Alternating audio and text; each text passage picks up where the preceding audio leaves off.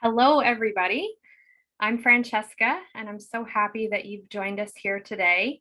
This is our first of a series of Kindred Community Talks. So, thank you so much for your interest and for joining. I think the world needs this right now. We need some hope and we need some bright spots, and you are all part of that. So, my heart thanks you for this, and I'm so grateful to our guest as well, who I will be introducing. So, in terms of what to expect, we will have a chat, our guest and myself, and we're going to talk for about 30 minutes or so.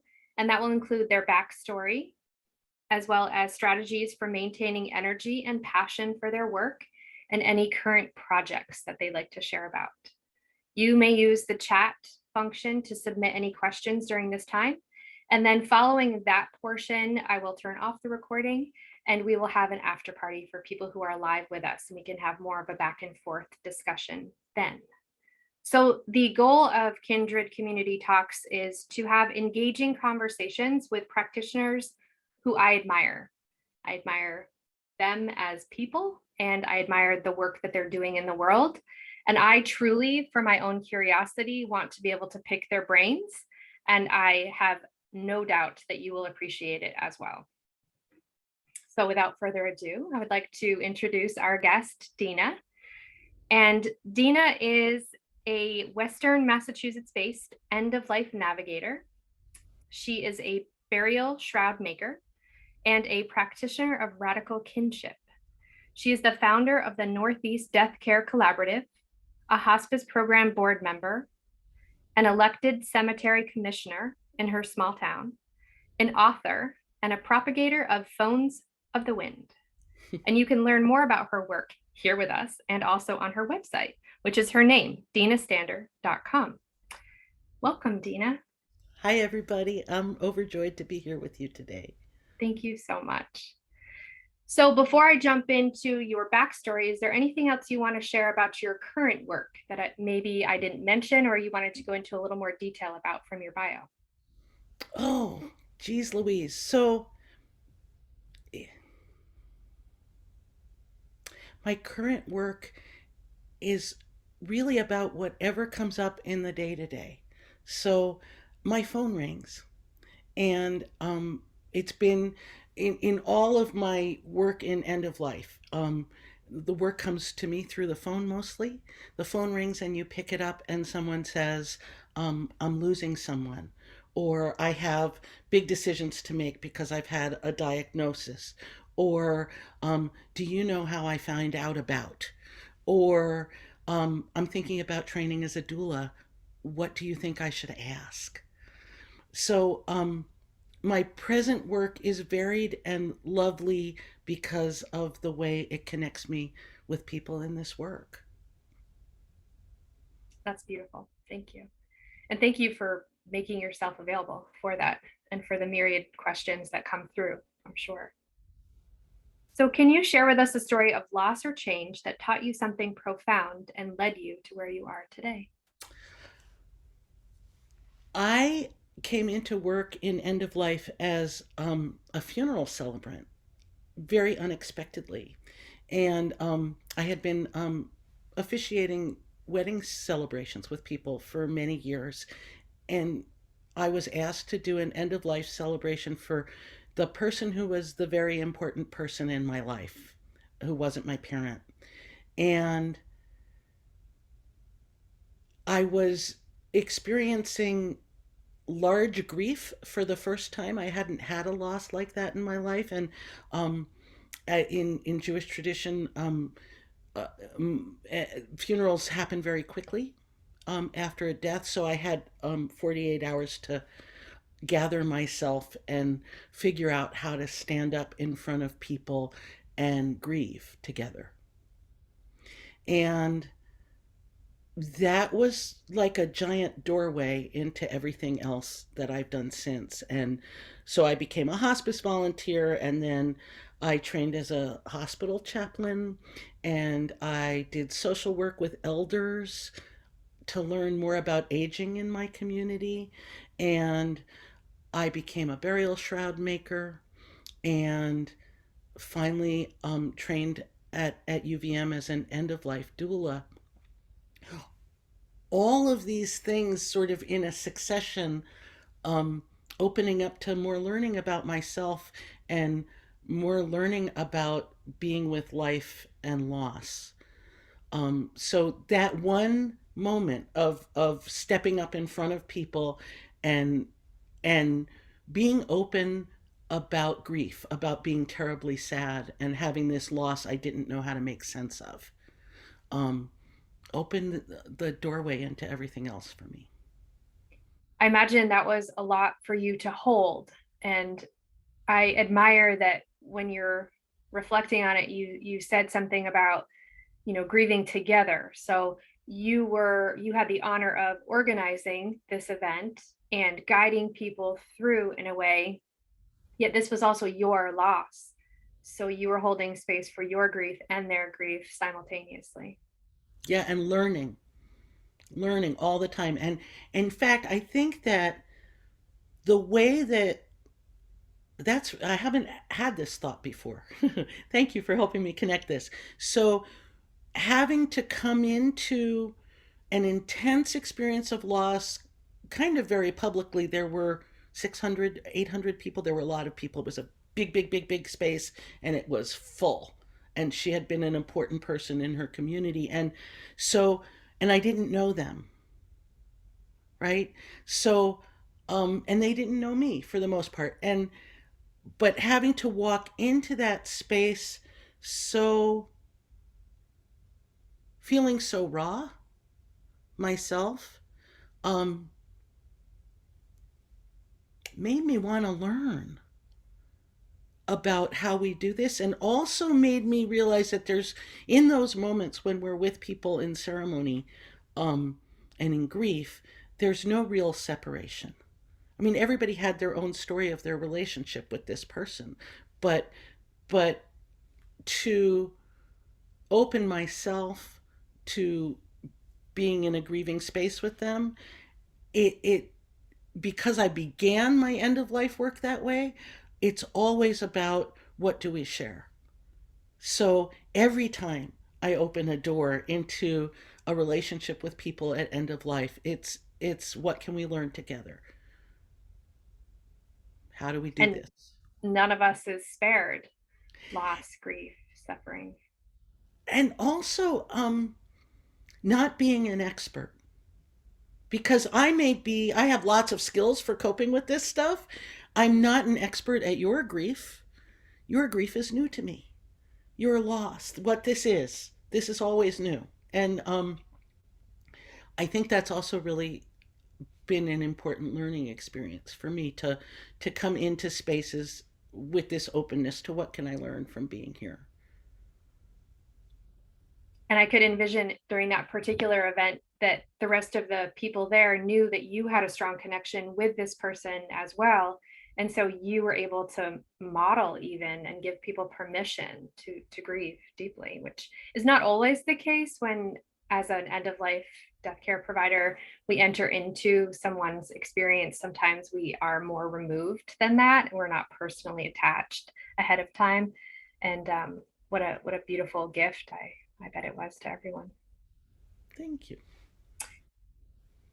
So, what are your top two or three strategies for supporting others through times of intensity? Hmm.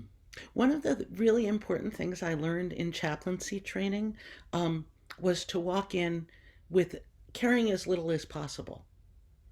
So, um, empty handed if you can, even. So, if I have a little notebook and a pen with me, I try to have them in my pockets, so that my hands are free. Um, so that symbolically I'm coming into other people's space without a burden of my own or without any baggage of my own for a first time. The next time I come visit a client, I might bring in my satchel, my doula satchel, but that first time, I really want to come in as empty handed as possible so that I'm learning what they need from me rather than imposing what they can have from me, right? Because that exchange is so important, those first moments of, how can I help you?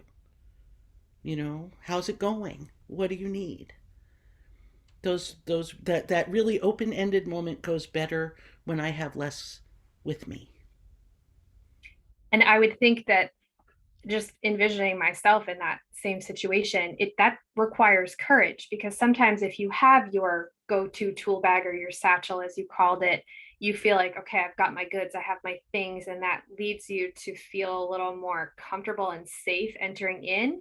Whereas if you come in wide open and ready to just be initially, especially to soak in and learn what will be needed moving forward in this relationship, I mean, that's a true act of courage.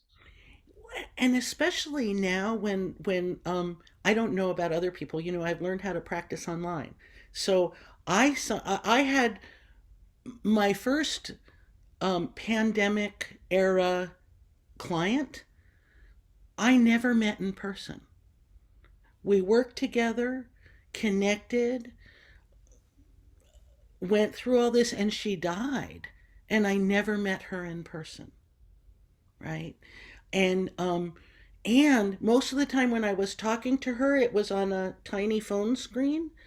So my initial consult with her and her wife were they were leaning together into this tiny phone screen, and I could see like their heads, and I was like, how do I even begin to connect with people? And what I realized what I was missing most was I couldn't see people's socks, the colors. I realized that what people chose for socks told me a lot about them. Do their socks match?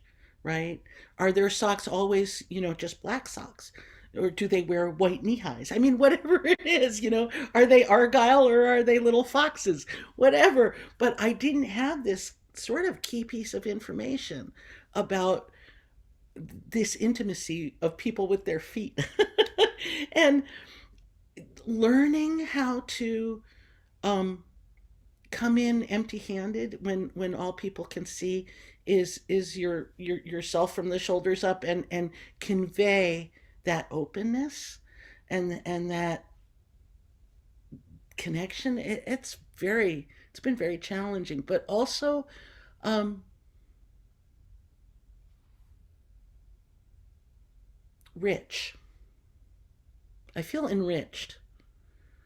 This has been a hard couple of years, and it looks like it's going to keep being hard and harder. And it's also been very rich in this work. Did I I answer your question? I don't know. It doesn't even matter because that was better Okay. than any question. I love the socks comment. I imagine I'm not alone here. You know, when I enter into somebody's space, I do look for those visual cues that inform me of some part of them that's maybe special, or some conversation prompt. And socks, Well, definitely. women wear earrings and jewelry, and sometimes you get like a feel for their taste that way. Um, Men who wear really colorful socks tell you a lot about themselves, especially Mhm. if they're wearing them in sandals. But yes, there's so much that we learn from people from their socks. Mhm. It's so funny, the little That's stuff that beautiful. makes a difference. So, looping back to strategies for supporting others through times of intensity, you mentioned being able to cultivate that even virtually, which is a challenge. Any other strategies that you would like to share with us?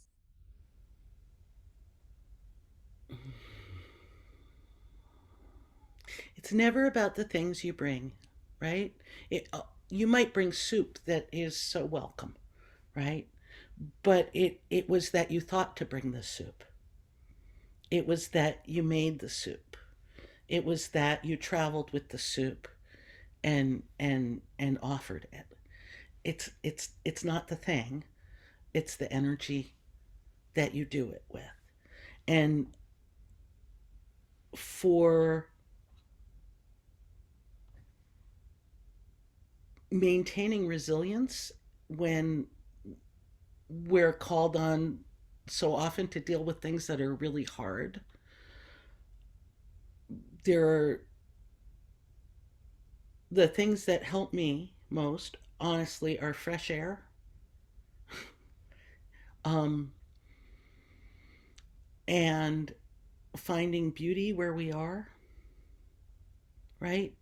When it's very dark, when I'm really struggling to know how to respond to something, I look for what's beautiful there, there, right in front of me. You know, it might be that the dog is so caring, and I can pull our attention to that, or um, it's resilience is for me a question of what I give my attention to, and to balance darkness, I have to give my attention not so much to light because there I don't want to always make light of the dark, but to beauty. And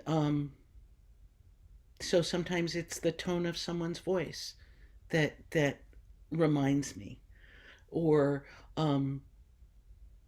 something in their space that reminds me, or a memory that reminds me. I was once talking to a person in the hospital who was dying, and we talked about happy memories. Tell me about times when you felt great. What were the important moments to you? What were the unexpected surprises in life? There are so many things to look towards that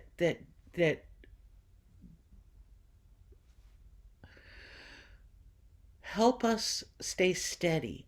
This is another thing. So, often we look for highs and lows in life, or we pay attention to the highs and lows. I felt so sad. I had this great loss, or I felt so elated. I had this success. But to move through difficult times, um, looking for ways to keep our energy steady, um, and sort of finding your own zone. Where's the steady zone for me? So I might move out of it, low or high, but I know where to come home to in that zone of steadiness. If you're working in end of life, that's tremendously helpful, because if you know where your sort of guide rails are for steady emotion, um, other people will find their own around you. So I think that beauty and that sort of steady space are the things that support my stamina. And like you said, beauty can be found in those moments, even during difficult moments. And also, beauty can be culled from memories. So maybe it's not readily available right there in your face in the present. And so it takes a little extra effort to reflect back on those other times. I know just yesterday, for myself, I was working on my death journal, and I'm working on this new book I'm writing inspired by my death journal. And so I took a couple minutes because the world is heavy right now, as we know. I mean, thoughts of people in Ukraine are in all of our hearts, I have no doubt, and people in Russia who are against this war. And I took a minute to look back through handmade gifts from my children, and it steadied me. And those are the things that we can look to when needed. And I think about the ocean when I think about that steadiness, and it's a buoyancy. It's, you're going to have to ride out some waves, and you're going to be higher at some points and lower at others, but it's that ability to kind of ride it out no matter what's happening, and to remain in that space. And you feel it when you're sinking lower and lower and lower, and it's getting darker, and it's getting harder to kind of work your way back up to the surface. And you need to kind of dig in, double down on those efforts, and get yourself back up to that place, however you can, to nourish yourself. It's interesting that you mentioned the ocean, because I was just thinking about the ocean. Because if you ask someone, if you're sort of having these memory conversations with someone, ask them about the first time they saw the ocean. You will hear a tale of wonder. Right, that first time that if someone's hasn't been brought up on the shore, it's a wonder. Or the first time, I once saw a person who was seeing snow for this first time. We were in Eugene, Oregon. It was like 7 o'clock in the morning, and I'm walking down the street. I got out of the house because there was snow, and I was so excited to see it, being a New Englander. And this woman was dancing in the middle of the street with her arms out and her coat open and her face up. And I said, "You like the snow too?" She said, "I've never seen it before. This is my first snow." And when that capacity for wonder is really quite something. Mm. Wonder and awe. It's beautiful to witness, and you get a secondary sort of joy from that, even hearing about it. Yeah. So Hmm. if you could go back to care for yourself at a younger age, what would you say or do?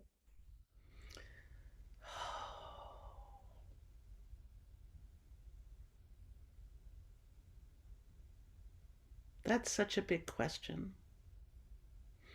When I was very young, and this is a memory from when I was about 5 or 6, I invented a place inside my head that was like being inside an egg, and but it was fur inside, like really soft, melting, like soft fur, and it felt really warm and safe and good. And when I was troubled, I would go to that place. And what I would say to my younger self is, um, that's a good idea. I would encourage myself to have safe spaces inside myself, right? And because I I see how having that that sort of place to retreat to internally made me stronger to for being in the world when things were hard. And so I would also say to myself, look for the people who are actually encouraging you, because those are your friends, right? Encouraging you to be yourself, encouraging you to explore an idea, and supporting you. I think that just those things. Look I for love the quote. encouragers. I learned as a funeral celebrant, I came as I said, it came into end of life work as a funeral celebrant. So, when we sat down today, I lit a little candle for our sacred space because that's the little celebrant thing to do, right? But um, I came into this as a funeral celebrant, and I forgot what I was going to tell you because I got distracted by the candle. Oh well, maybe it will come back to me. What was I saying? Well, you were talking about your bougie egg, which I love that visualization, and taking care of yourself and safe spaces Right. internally. Yeah, it's okay. Let's go on. It'll come Okay. back. Oh, well, and you You were were talking about people mentioning encouraging you. I'm sorry? you were You were mentioning talking, the things that you were doing today to get ready. Oh, the things I was doing today. Get ready. Thanks, Susan. Sure. Um, so I was doing things today.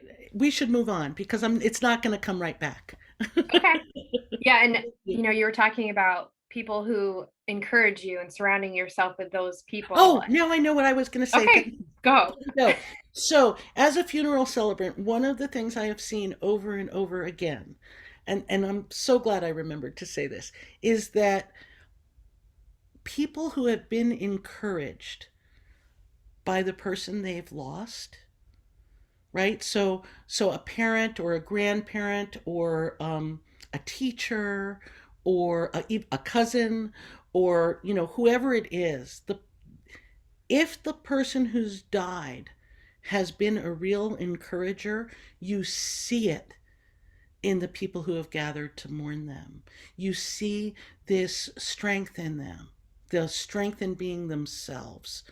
And it's so, I mean, I've been at, I presided at a lot of funerals over the last 15, 20 years, and I am telling you, every time the person has been a real encourager, you see it in their community. You see the seeds of this goodness in their community. And um, it's one of the most important things, life lessons I've had from doing this work, is to notice my own capacity to encourage others, and to be sensitive to the people who are encouraging me, because it's a gift.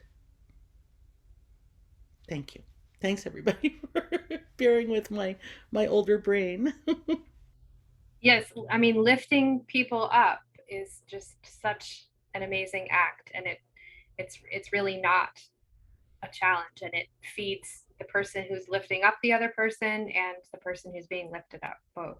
And it's one of these core values in doula work, Yeah. right? Because we're encouraging people to be skillful. We're not just coming in and being skillful. We're encouraging others to be skillful and to find their own energy, to that they can be generous with. And their own trust in themselves. Yeah. Yeah, I was just having a conversation with my grandmother who's 90, and her quality of life has been declining, which is really hard to see, and it's really hard for her, and she's very aware of it. And she didn't have an easy life. I mean, she immigrated as a young adult, and she's Chilean. And so language was a real difficulty, and then being able to try to find work and trying to learn how to drive, all these things. And she questions, her value in the world. And Yeah. to me, she's one of my biggest cheerleaders. She believes in every single thing I do so much more than I could ever believe in it myself. And so reminding her of that and how much that means to me, that I have that from her, and it's huge. I try not to dissuade her feelings about herself, of course, and give her space to vent and talk about it. And I want her to know that she has had a real impact on me and continues to, and will Yeah. continue to. Yeah. Yeah. So what projects are you working on currently that fuel your passion that you'd like to share with us? There are a bunch. One is being on the board of my local hospice organization. And so I've been doing these outreach presentations. I realize, I don't have wealth that I can bring to the board, or wealthy friends necessarily, but this particular hospice organization is small. It's a residential hospice as well as a community hospice program. And they, a lot of people in the area don't know that they're there. And I realized they didn't have an outreach mechanism really well. So I've gotten together with the clinical director and the executive director, and we've been doing these presentations to women's groups and other local groups. And we go and we have these conversations right now, mostly on Zoom, but conversations with people about end of life choices and care. And I love that. I love putting energy into just the community being more knowledgeable. I've become a cemetery commissioner, which has been really surprising, and learning about burial, and learning about how towns and municipalities in Massachusetts, you can't have a for-profit cemetery. It has to be municipal or nonprofit. And so, how these things get run and how decisions get made. And I live in a teeny town with fewer than 2,000 people. So there's three of us who volunteer to help make the cemetery go. And that's been really eye-opening for me, having a sense of history around end of life, and sort of the kinds of choices that people have made over time. And it's very interesting.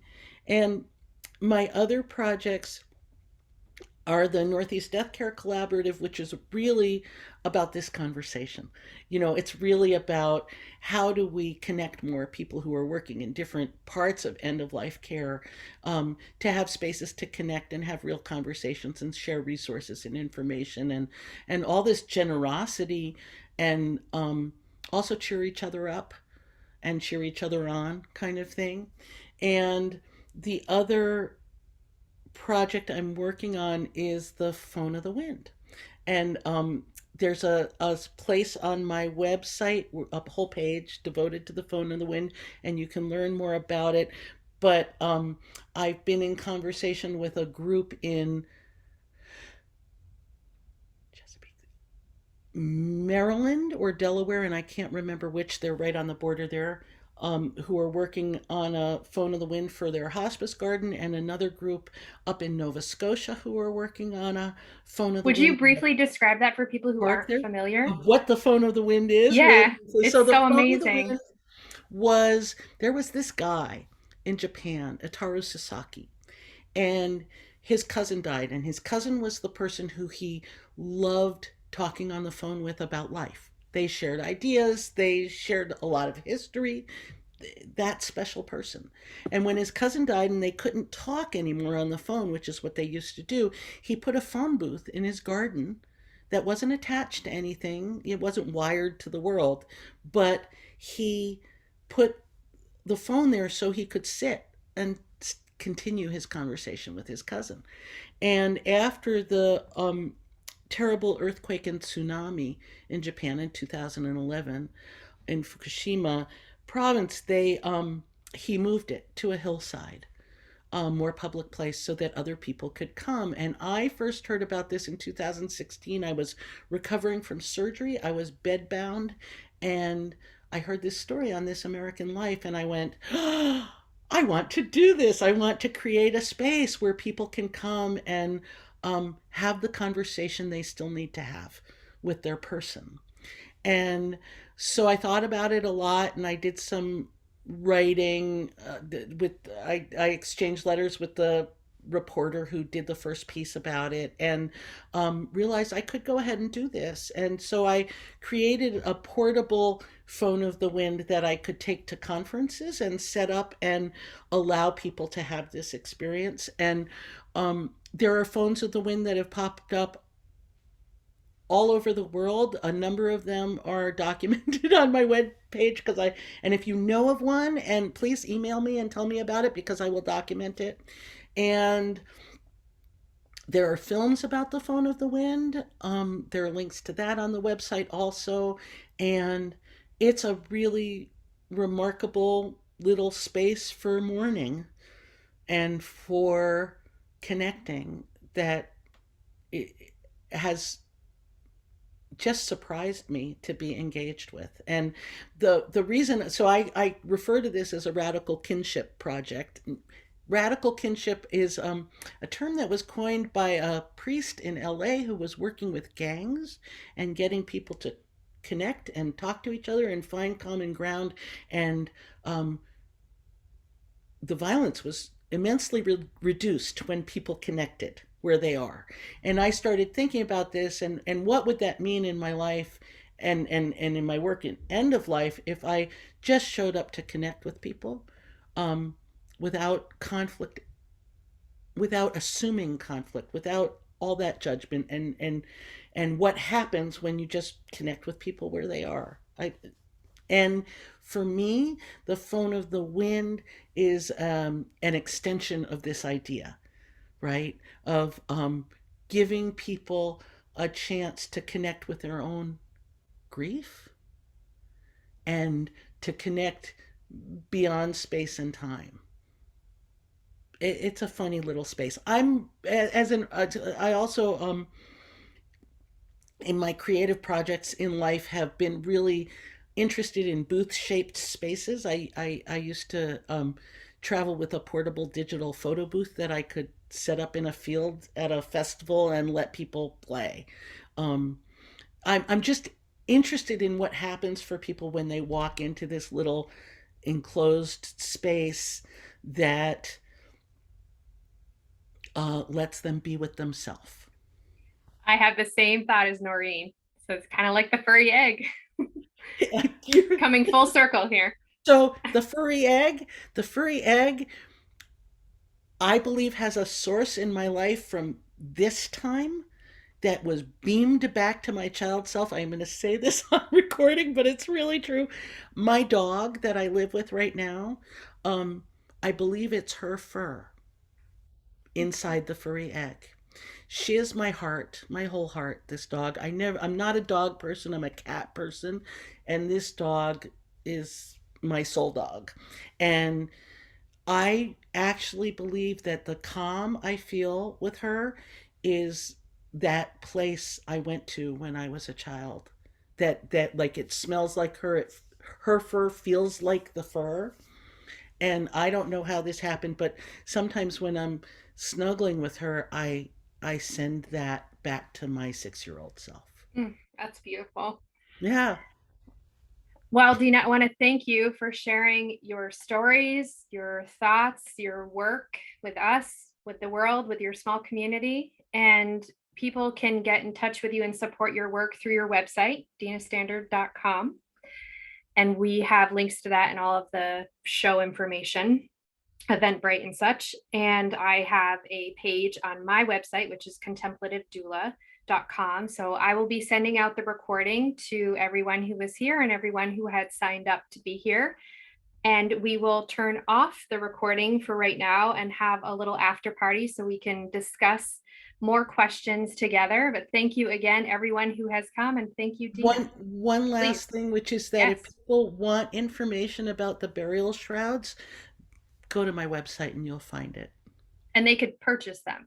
Yes. Yes. I have Thank a you. closet full of burial shrouds waiting to be shipped. They're beautiful and good to have in anticipation of our work, of our own end of life. So thank you for doing that, and look forward to more of these talks in the future. I'm planning on one every other month, and I have a handful of practitioners lined up to be guests, which I am thrilled to feature. So take care, everyone.